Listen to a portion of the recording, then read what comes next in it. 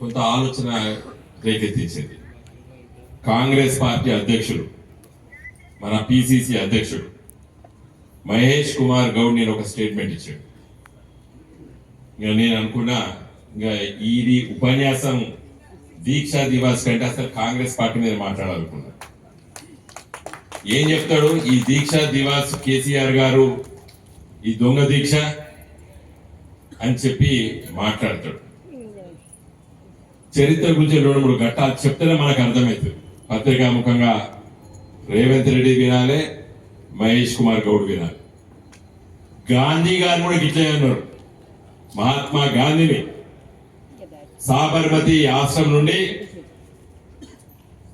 Quit India moment కంటే ముందు, ఉప్పు సత్యాగ్రహం జరిగే ముందు మహాత్మా గాంధీ సాబర్మతి ఆశ్రమం అహ్మదాబాద్ నుండి బయలుదేరే ముందు డిండి యాత్ర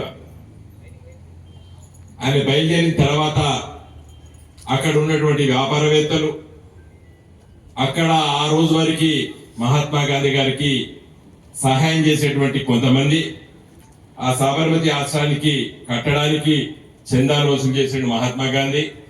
మళ్ళీ తిరిగి ఇస్తా అని చెప్పిండు. ఈ తప్పించుకోవడానికి ఈ సాబర్మతి ఆశ్రమం చెల్లి పారిపోయాడు మహాత్మా గాంధీ అని కూడా నిందలేసింది ఇలాంటి శక్తులు. మహాత్మా గాంధీ ఏం చెప్పిండు? మన కేసీఆర్ గారు చెప్పిండు, తెలంగాణ వచ్చుడో కేసీఆర్ సచ్చుడో అని ఎట్లా అన్నాడో, మహాత్మా గాంధీ గారు ఏమన్నారంటే దేశానికి స్వాతంత్రం వచ్చుడో నేను సాబర్మతి ఆశ్రమానికి వచ్చుడో అని చెప్పి ఆయన పాపం బయలుదేరితే ఈ అప్పు కట్టడానికి తప్పించుకొని పోయాడు మహాత్మా గాంధీ అని చెప్పి నిందలేసేటువంటి శక్తులు, వ్యక్తులు ఆనాడు ఉన్నారు. ఈనాడు కూడా కేసీఆర్ గారిని నిందించడానికి ఈ మహేష్ కుమార్ గౌడ్ లాంటి వాడు, రేవంత్ రెడ్డి లాంటి వాడు కూడా ఉన్నారు. ఇదే కాదు, చరిత్రలో పాపం పొట్టి శ్రీరాములు గారు ఆమరణ్యార్థం చేసిండు. మద్రాసు రాష్ట్రం నుండి మాకు ఆంధ్ర రాష్ట్రం కావాలని చెప్పి జవహర్లాల్ నెహ్రూ గారు ప్రధానమంత్రి, సోనియమ్మ గాంధీ లాగానే తాత్సార్యం చేశాడు జవహర్లాల్ నెహ్రూ. ఆయన చచ్చిపోయిన 4వ రోజుకే ఇచ్చిండు ఆంధ్ర రాష్ట్రం. సావక ముందు ఎందుకు వేయలేదు జవహర్లాల్ నెహ్రూ? అడగాలే. నేను ఇవన్నీ యాక్చువల్ గా చరిత్ర ఘట్టాల్లో వాటిని కొన్ని తప్పిదాలే ఉంటాయి, వాటిని మనము లేలెత్తి చూపదు. వ్యక్తులు కానీ శక్తులు కానీ ఉద్యమం కాలంలో పడ్డ మరి ఈ రోజు వందలాది మంది చచ్చిపోయారు. ఎందుకు చచ్చిపోయారు? ఆలస్యం చేయడం వల్ల, సోనియా గాంధీ గారు ఆలస్యం చేయడం వల్ల వేలాది మంది తెలంగాణ బిడ్డలు చచ్చిపోయారు. నేనంటలేను, ఎవరన్నారు? మహేష్ కుమార్ గౌడ్, నీ ముఖ్యమంత్రి, నీ కాంగ్రెస్ ముఖ్యమంత్రి రేవంత్ రెడ్డి అన్నాడు సోనియా గాంధీని. ఏమన్నాడు? బలి దేవత అన్నాడు. నేనంటలేను, మా కేసీఆర్ అనలేదు బలి దేవత అని సోనియా గాంధీని. మా టిఆర్ఎస్ గులాబీ జెండాలు ఎవరు అనలేదు సోనియా గాంధీని బలి దేవత అని. నీ ముఖ్యమంత్రి రేవంత్ రెడ్డి అన్నాడు. మేమన్నాం, తెలంగాణ ఇచ్చిన వెంటనే కేసీఆర్ గారు తన కుటుంబ సభ్యులతో పోయి సోనియా గాంధీ గారికి ధన్యవాదాలు చెప్పొచ్చాడు. అలాంటి వ్యక్తిని ఇవాళ నువ్వు నిందిస్తున్నావు మిస్టర్ మహేష్ కుమార్ గౌడ్. ఇంకా ఇలాంటి మాటలు మీ నోట్లకి రావద్దు. చెప్దామా చరిత్ర? ఎందుకు చచ్చిపోయారు? కేసీఆర్ గారి ఆమరణ నిరాదీక్ష చేసిన తర్వాత 29 నవంబర్ 2009 నాడు ప్రారంభించి డిసెంబర్ 9 నాడు ఎవరు ప్రకటించారు? చిదంబరం గారు ఏమన్నారు? కేసీఆర్ గారు మీరు ఆమరణ నిరాదీక్ష చేస్తున్నారు, దాన్ని విరమించండి అని చెప్పిండు మీ హోంమంత్రి, మీ కాంగ్రెస్ హోంమంత్రి. నిరాదీక్ష చేయకపోతే కేసీఆర్ గారు నీ హోంమంత్రి ఎట్లా చెప్తాడు? నువ్వు ఆమరణ నిరాదీక్ష విరమించుకో కేసీఆర్, తెలంగాణ నేను ప్రకటిస్తున్నా, మా కేంద్ర ప్రభుత్వం ప్రకటిస్తుందని చెప్పిండే. ఏం చెప్తావు దీనికి మహేష్ కుమార్ గౌడ్? ఆ రోజు ఈ ఆమరణ నిరాహార దీక్ష కేసీఆర్ సచ్చుడు తెలంగాణ వచ్చుడు అంటే నేను ఈ రెండు కాదు తెలంగాణ తెచ్చుడే అని చెప్పినటువంటి మాట ఇంతకుముందు శంకరయ్య గారు ప్రస్తావించారు. నిజంగా అదే రోజు నేను అన్నా, ఈ రెండు కాదు తెలంగాణ తెచ్చుడే అని చెప్పిన, గులాబీ జెండా తెలంగాణ తెస్తానని చెప్పినండి. తెచ్చినట్టే తెచ్చిండు మన కేసీఆర్ గారు. ఎందుకు 29 నవంబర్ 2009 ఈ నిర్ణయం తీసుకున్నాడు కేసీఆర్ అనే విషయాన్ని కూడా ఒక్కసారి నెమరు వేసుకుంటాం. 2001లో టిఆర్ఎస్ పార్టీ పుట్టినప్పుడు పార్టీ పెట్టే ముందు కొన్ని రోజులు చర్చించాడు కేసీఆర్ గారు. తెలంగాణ ప్రాంతం ఆ రోజు ఏ విధంగా ఉండే తెలంగాణ ప్రాంతం, ఎక్కడ చూసినా అలజడి, నిరాశ, నిస్పృహ, ఆత్మహత్యలు జరుగుతున్నటువంటి ప్రాంతం ఆనాడు సమైక్య ఆంధ్రప్రదేశ్ రాష్ట్రం. ఏ రోజు పత్రికలు చూస్తే ఏముండే, ఎక్కడ చూసినా కూడా రక్తపాతం, యువకుల్ని నక్సలైట్ల పేరిట ఈ కాంగ్రెస్ తెలుగుదేశం పార్టీలు చంపడం, రైతుల ఆత్మహత్యలు, వీటిని చూసే ఈ ప్రాంతానికి ఎందుకు అన్యాయం జరుగుతుంది, ఈ దగాపడ్డ తెలంగాణను విముక్తి చేయాలని చెప్పి ఆ రోజు కేసీఆర్ గారు కంకణం కట్టుకొని ఒక రాజకీయ ఉద్యమంగా ఈ తెలంగాణ ఉద్యమాన్ని తెలంగాణ రాష్ట్ర సమితి అనేటువంటి రాజకీయ పార్టీని పెట్టి ప్రజాస్వామ్యయుతంగా పార్లమెంటరీ వ్యవస్థలో రాజ్యాంగంలో పొందపరిచినటువంటి ఆర్టికల్ 3 గురించి అంతవరకు ఎవరు చదవలేదు. ఈ గులాబీ జెండా చదివింది. రాజకీయ పోరాటాల ద్వారా, పార్లమెంట్ లో ఒత్తిడి ద్వారా, ఒక రాజకీయ ప్రక్రియ ద్వారా తెలంగాణ తెచ్చుకోవాలని చెప్పి కేసీఆర్ గారు పార్టీ పెట్టిన విషయాన్ని ఒకసారి గుర్తు చేసుకోవాలి. 17 మంది పార్లమెంట్ సభ్యులు ఉంటారు. యావత్తు తెలంగాణలో గెలిచినా కూడా పార్లమెంట్ లో 543 మంది కదా, ఎట్లొస్తుంది తెలంగాణ అని చెప్పి కూడా ప్రశ్నిస్తే దానికి కూడా సరైన తీరైన జవాబు చెప్పడం జరిగింది. ఆలోచన చేస్తాం కేసీఆర్ గారు. ఎందుకు ఈ దీక్ష పట్టవలసిన అవసరం ఉందంటే, ఢిల్లీలో కేసీఆర్ గారితో అడుగు పెట్టేటువంటి అవకాశం నాకు దక్కింది.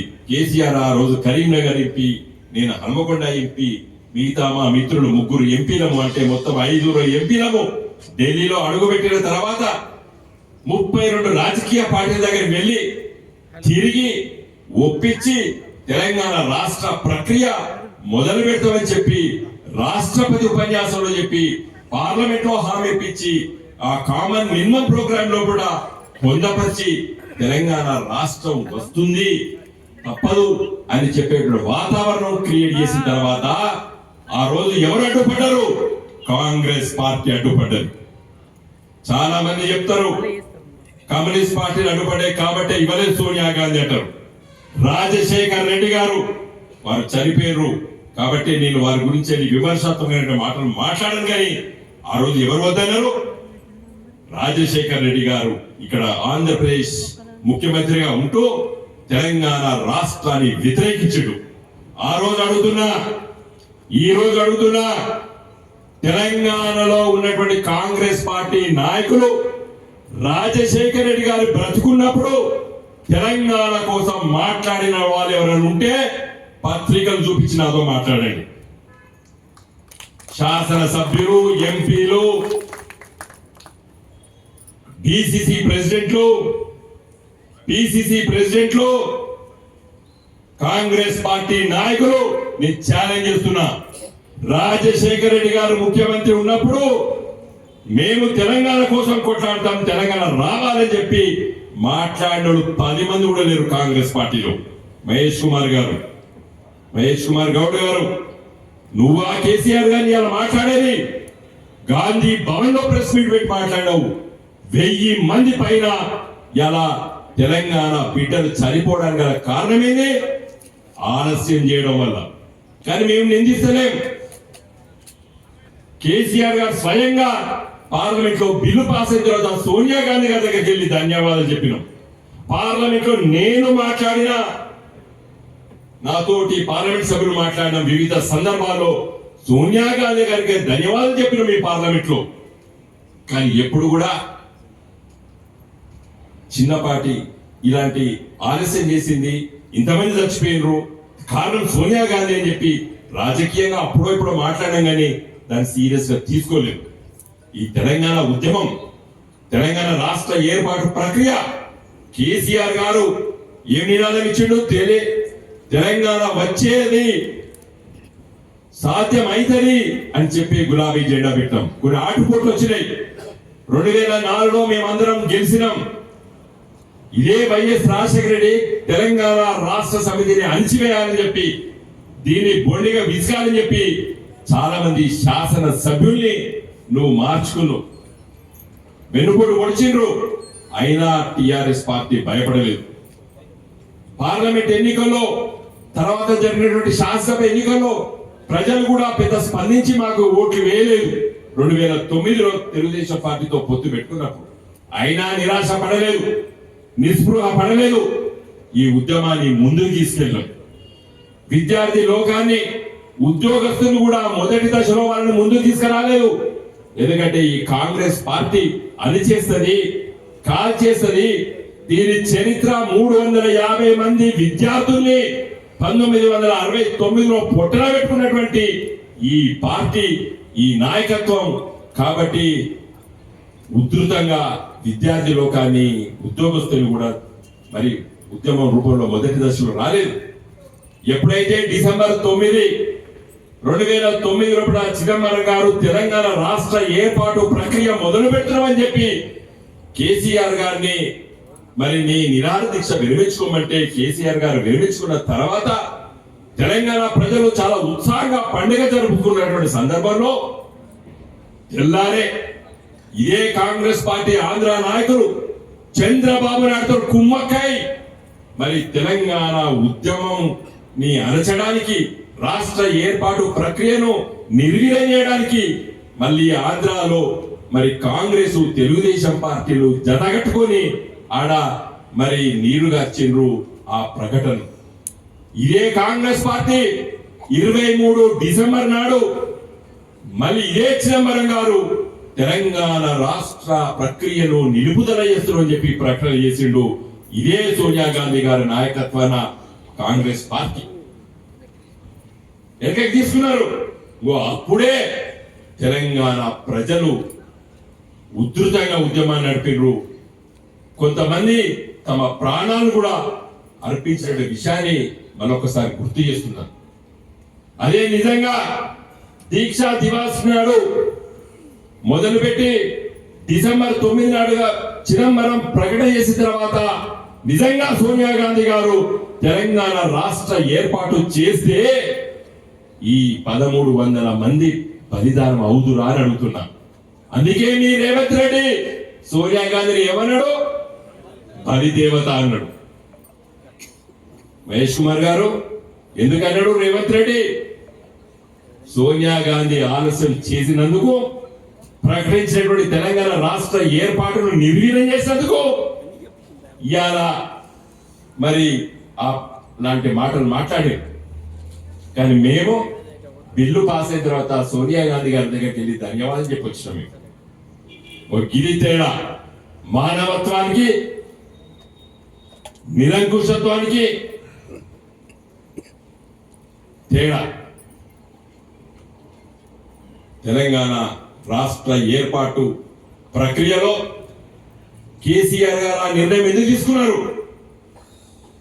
2004లో నేను ఇంతకుముందు చెప్పినట్టు రాష్ట్రపతి ఉపన్యాసంలో చెప్పి, కామన్ మినిమం ప్రోగ్రామ్ లో చెప్పి, దానికి ఒక కమిటీ వేసి, ప్రణబ్ ముఖర్జీ కమిటీ వేస్తే 32 రాజకీయ పార్టీలో మెజార్టీ పార్టీలు తెలంగాణ ఇవ్వండి అని చెప్తే సిపిఐ, సిపిఎం లాంటి పార్టీలు కూడా మా భుజాన తుపాకీ పెట్టి పేల్చకండి, మేము మీ ప్రభుత్వానికి మద్దతు విరమించుకోము, ఇస్తే ఇచ్చుకోండి, ఇయ్యకపోతే ఇయ్యకపోకండి అని మా పేరు చెప్పి మీరు దాన్ని ఆపకండి అని చెప్పి కూడా మరి ఆ రోజు సీతారాం యేచూరి గారు, సూరవరం సుధాకర్ రెడ్డి గారు నేరుగా ప్రణబ్ ముఖర్జీకి చెప్తుంటే నేనే ప్రత్యక్ష సాక్షిని, కేసీఆర్ తో నేనున్నా. మరి అలాంటి అన్ని పార్టీలు ఇచ్చినా కూడా ఎందుకు ఆపింది సోనియా గాంధీ? మీరే చెప్పాలి. మరి ఆ సందర్భాలు తర్వాత మరి ఎన్నికలు వచ్చినాయి. శాసనసభ ఎన్నికల్లో కాంగ్రెస్ పార్టీ మళ్ళీ గెలిచింది. అయినప్పటికీ కూడా మేము నిర్వీర్యం కాలేదు. ఉద్యమాన్ని ముందుకు తీసుకెళ్తున్న సందర్భంలో హైదరాబాద్ను నువ్వు ఏం చేసావు?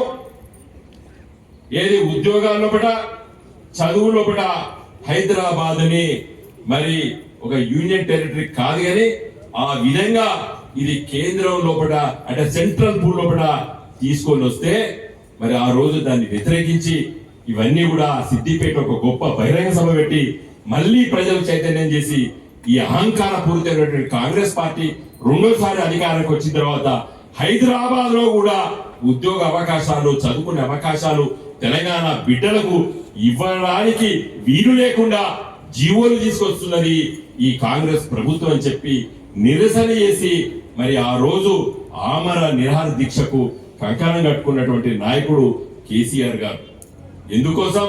ఒక సుదీర్ఘమైనటువంటి చరిత్ర, మోసపూరితమైనటువంటి మాటలు, ఇచ్చిన హామీలను నిలబెట్టుకోకపోవడం వల్ల మరి 2004 నుండి మరి 2009 తదనంతరం కూడా మరి కాంగ్రెస్ పార్టీ ఆ విధంగా ప్రవర్తించింది. శ్రీకృష్ణ కమిటీ రిపోర్టు కూడా మరి దాన్ని తాత్సారం చేసి దాన్ని నిర్వీర్యం చేసి తెలంగాణ రాష్ట్రం ఇస్తే ఈ విధంగా ఇవ్వచ్చని చెప్పి సూచనాప్రాయంగా చెప్పినప్పటికీ కూడా అక్కడ కూడా వక్రీకరించి మరి కాంగ్రెస్ పార్టీ ముందుకెళ్తున్న సందర్భంలో మరి ఆ రోజు మరి కేసీఆర్ గారు తీసుకున్నటువంటి నిర్ణయమే ఈ దీక్షా దివాస్. ఇంతకుముందు వక్తలు చాలా మంది చెప్పిండ్రు కొత్త తరానికి మరి చెప్పాలి కదా విషయాలని చెప్పి. చరిత్ర ఎట్లాంటిదంటే చెప్పుకున్నదే చరిత్ర, చెప్పుకోకపోతే మర్చిపోతారు. కాబట్టి ఈ దీక్షా దివాస్ ని మనం చాలా గొప్పగా జరుపుకోవాలని చెప్పి మన పార్టీ తీసుకున్న నిర్ణయం మళ్ళొక్కసారి మరి నెమరు వేసుకోవాలి. నెమరు వేసుకున్న పదం ఎంత గొప్ప పదం. తిన్నదాన్ని కడుపులో వేయిన తర్వాత మళ్ళీ తీసుకొని వచ్చి మళ్ళీ నవిలి మళ్ళీ మిగుతనే మంచిగా అరుగుతుంది, ఒంటికి ఇముడుతుంది. కాబట్టి నెమరు వేసుకోవాలి. నేను చెప్పిన విషయాలన్నీ కూడా చరిత్రలో కూడా కొన్ని ఘట్టాలు మాత్రమే మీ దృష్టికి తీసుకొచ్చిన. మరి నిన్న కాంగ్రెస్ పార్టీ ఆఫీస్ లో గాంధీ భవన్ లో అక్కడెక్కడ మాట్లాడితే నేను పట్టించుకోకపోతే మహేష్ కుమార్ గౌడ్ స్టేట్మెంట్ ని, కానీ గాంధీ భవన్ లో మాట్లాడినంటే వెనుక కంపల్సరిగా రేవంత్ రెడ్డి హస్తం ఉంటది. గాంధీ భవన్ అంటే ఈ రోజు యావత్తు తెలంగాణ ప్రజలు మళ్ళీ కేసీఆర్ గారిని గుర్తు చేసుకుంటున్నారు, చాలా గొప్పగా వాళ్ళు మాట్లాడుకుంటున్నారు. దీన్ని వమ్ము చేయడానికి ఒక కుట్రపూరితమైనటువంటి ప్రెస్ మీటు నిన్న పెట్టడం జరిగింది కాంగ్రెస్ పార్టీ. కాబట్టి నేను ఈ ఘట్టాలన్నీ నేను తీసుకున్నాను. మిత్రులారా, ఇంతకుముందు మాట్లాడినటువంటి మిత్రులు చెప్పారు, ప్రజలు మొన్నటి ఎన్నికల్లో నిర్ణయం తీసుకున్నారు. ఎందుకు తీసుకున్నారు నిర్ణయం?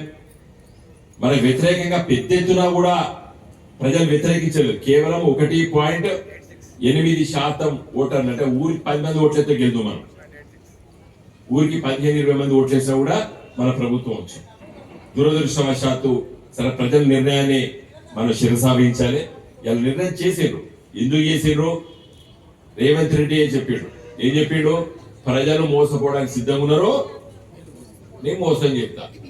మంచి పాపం తప్పు మాట్లాడాడు అప్పుడప్పుడు, ఉన్నది కొన్ని అన్ని కావు. ప్రజలు మోసపోవడం సిద్ధంగా ఉన్నారు, నేను చెప్తారా తులం బంగారం ఇస్తా, 4,000 ఇస్తా, తర్వాత 15,000 ఇస్తా, ఇది చేస్తా, అది చేస్తా, ఇది చేస్తా ఇస్తే బహుశా దురదృష్టవశాత్తు కొంతమంది ప్రజలు అటు మొగ్గు చూపిర్రు. ఇవాళ గా ప్రజలు తిరగబడుతున్నారు. మనకంటే ఎక్కువ యాపంచుకోండి, మనకంటే ఎక్కువ ఎవరు తిరగబడతారు? మోసపోయినోడే. మోసపోయినోడు గోసపడి కక్షతో ఉన్నాడు ఇలా. అందుకోసమే మీరు మన ఓటర్స్ మాస్టర్ దగ్గరికి పోకండి, పోయేసారి కాంగ్రెస్ దగ్గరికి పోకండి. వాడు ఎక్కువ తింటాడు, అవునా కదా? మీరు చూడండి పత్రికా మిత్రులారా, కాంగ్రెస్ ఓటేసుడే కాంగ్రెస్ ఎక్కువ తింటాడు. ఎందుకంటే మాకు ఓటేసినోడు ఎట్లా మళ్ళీ ఎత్తాం కదా నేను అనుకోండి, వీడు ఉన్నాడు. ఎందుకంటే మోసపోయినోడు గోసతో చాలా కక్షతో ఉన్నాడు. కాబట్టి మనము ప్రజల సమస్యలు తీసుకొని ముందుకెళ్ళాలి. కేసీఆర్ గారు 2001లో పార్టీ పెట్టినప్పుడు మేము కేవలం తెలంగాణ రాష్ట్ర ఏర్పాటు కోసమే కాదు, ఏర్పాటుతో పాటు తెలంగాణ రాష్ట్ర అభివృద్ధి కోసం కంకణం కట్టుకున్నటువంటి వాళ్ళమని చెప్పి కేసీఆర్ గారు మొదటి స్పీచ్ చెప్పారు. అరే తెలుగులో సామెత ఉంది కదా, బిడ్డ పుట్టక ముందే కట్టినట్టు కేసీఆర్ తెలంగాణ రాకముందే ఇంకా దీన్ని అభివృద్ధి చేస్తాను మాట్లాడతానని చెప్పి కూడా కొంతమంది విలేకరులను అడిగినారు రోజు. అదే కింద తెలంగాణ తెచ్చుడే కాదు, తెలంగాణని ఎట్లా అభివృద్ధి చేస్తామనేటువంటి ఆలోచన మొదటి రోజే ప్రకటించినటువంటి పార్టీ గులాబీ జెండా. మన పైన ఇప్పుడు బాధ్యత ఉన్నది, మనందరి పైన బాధ్యత ఉన్నది. ఈ తెలంగాణ రాష్ట్రాన్ని ఒక గొప్ప రాష్ట్రంగా తీర్చిదిద్దవలసిన బాధ్యత మన పైన ఉన్నది. అందుకోసమే మనం ఎక్కడ కూడా ఏ సమస్య వచ్చినా కూడా మన నాయకత్వం చాలా గొప్పగా స్పందిస్తున్నది. నేను నిన్న ముగించే ముందు ఒక విషయం చెప్పి ముగిస్తా. నిన్న నేను మరి హైదరాబాద్ కు వెళ్తుంటే పత్రిక చూసి సాయంకాలం ప్రెస్ మీట్ పెట్టాను. ఇలా ఇంత ఘోరంగా విజన్ 2047 అనే డాక్యుమెంట్ లో రిలీజ్ చేస్తాడు. ఈ డిసెంబర్ 9 సోనియమ్మ పుట్టినరోజు. ఆ రోజు తెలంగాణ రాష్ట్ర ఈ విజన్ డాక్యుమెంట్ రిలీజ్ చేస్తా అని చెప్పి మొన్న 3 రోజులు మీటింగ్లు పెట్టిండు రేవంత్ రెడ్డి. ఆఖరికి ఏం పెట్టిండు అనేది ఎందుకంటే నేను ప్లానింగ్ బోర్డు వైస్ చైర్మన్ గా కూడా పనిచేస్తాను కాబట్టి నాకు ఇంట్రెస్ట్ గా ఏం చెప్తాడు, ఏం చూస్తాడు చూసిన. ఏం చెప్తాడు, తెలంగాణను 3గా డివైడ్ చేసిండు. పత్రికా మిత్రులు దీన్ని చాలా సీరియస్ గా వినండి. ఒకటి, రింగ్ రోడ్ లోపల ఉన్న హైదరాబాద్ అర్బన్ తెలంగాణ. ఏది రింగ్ రోడ్ నుండి RRR వరకు దాన్ని ఏమన్నాడు అంటే సెమీ అర్బన్, పెర్ని అర్బన్ అంటాడు ఇంగ్లీష్ లో. అంటే అక్కడ అర్బనైజేషన్ అంటే పట్టణీకరణ జరగడానికి అవకాశం ఉన్న ప్రాంతం. మూడోది మొత్తం రూరల్ తెలంగాణ అన్నాడు. రూరల్ తెలంగాణ, అర్బన్ తెలంగాణ, ఈ పెళ్లి తెలంగాణ పదాలే తప్పని నేను అంటున్నా. ఇలా హైదరాబాద్ నగరంతో పాటు తెలంగాణలో కూడా చాలా బ్రహ్మాండమైనటువంటి నగరాలు అభివృద్ధి చెందుతున్నాయి. ఇలా కేటీఆర్ గారు సిరిసిల్లను ఎందుకు జిల్లా కేంద్రంగా మార్చాడు? ఇలా జిల్లా చేయకపోతే మీకు మెడికల్ కాలేజ్ వచ్చినా, మీకు హాస్పిటల్ వచ్చినా, మీకు కలెక్టర్ ఆఫీస్ వచ్చినా, మీకు ఎస్పీ ఆఫీస్ వచ్చినా, మీకు జిల్లా కోర్టులు వచ్చినా, ఈ పట్టణీకరణ ఇది విజన్ ఉండాలి. తెలంగాణ విజన్ అంటే గిది మిస్టర్ రేవంత్ రెడ్డి. ఎందుకు ఈ విధంగా ఆలోచన చేస్తాం? ఇలా జగిత్యాల, పెద్దపల్లి, సిరిసిల్ల, ములుగు, భూపాలపల్లి, మహబూబాబాద్ ఇలా చెప్పుకుంటా పోతే 33 పాత జిల్లాలతో పాటు చేస్తాం. అంటే యావత్తు తెలంగాణ లోపల గ్రామీణ ప్రాంతాల్లో ఉన్నవాడు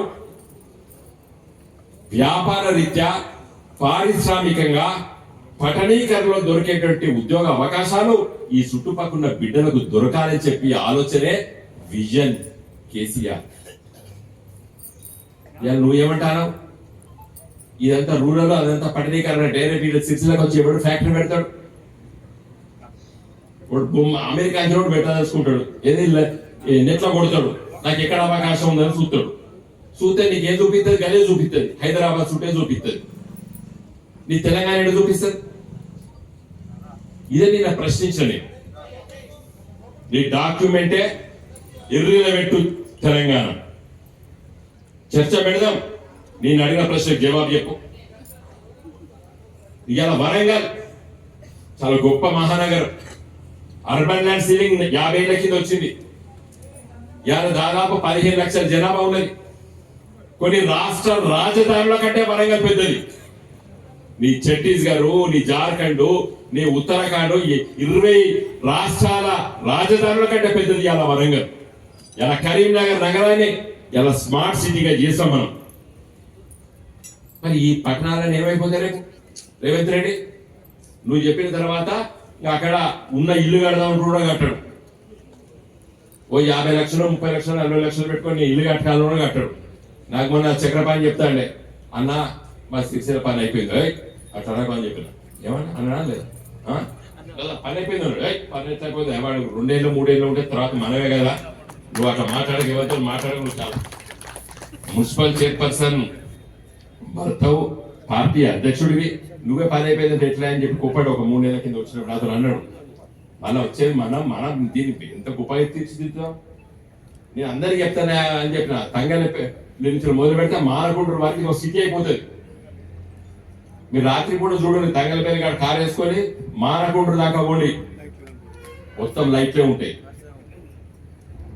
మా అంటే 1 కిలోమీటర్ కూడా లైట్ లేకుండా ఉండదు. 60 కిలోమీటర్లు ఇలా సిటీ తయారుగా అవుతుంది. ఆరోగ్యంగా అందరం బతుకుంటే చూస్తాం. 5-10 ఏళ్ళ ఒకటి ఒక సమయం పట్టదు. ఇది దూరదృష్టి.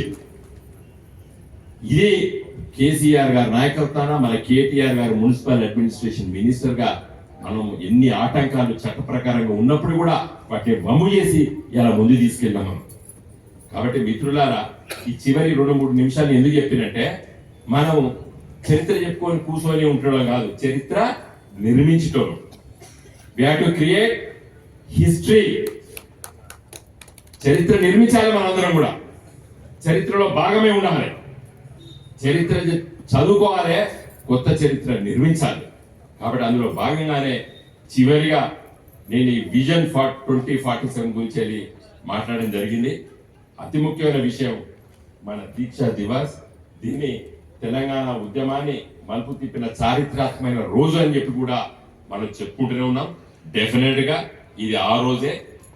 ఈ రోజు ఏదైతే మనం ఆ రోజు 29 నవంబర్ 2009న ఏ సంకల్పంతో కేసీఆర్ గారు నిర్ణయం తీసుకున్నారో, అది కేవలం 10 రోజుల్లో పట్టే యావత్తు తెలంగాణ అలజడి లేపి ఆ ఉధృతానికి భయపడి డిసెంబర్ 9 నాడు కాంగ్రెస్ వర్కింగ్ కమిటీ నిర్ణయం తీసుకొని తెలంగాణ రాష్ట్ర ఏర్పాటు ప్రక్రియ మొదలు పెట్టమని చెప్పి చిదంబరం గారు ఆ రోజు స్టేట్మెంట్ ఇచ్చారు.